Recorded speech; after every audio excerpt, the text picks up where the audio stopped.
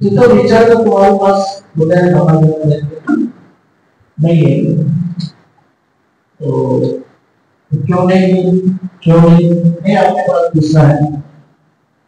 अशी परिस्थिती आहे की बाबासाहेबांच्या पुण्यात महान करताना काही दिवसांनी आपल्या आत्म्याने मदत केली।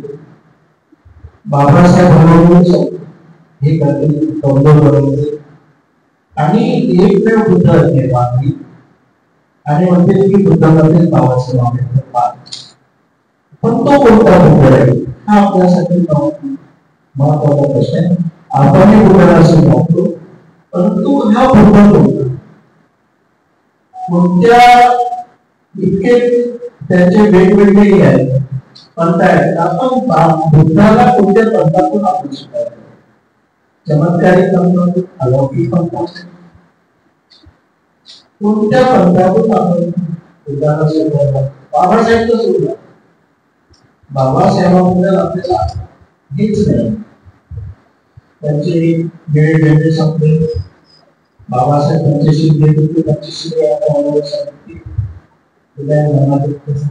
आणि जेव्हा आपल्या लोकांच्या मनामध्ये बाबासाहेब आंबेडकरांची हळूहळू कमजोर होईल आणि एकच राहील त्यांनी विष्णूचा वापर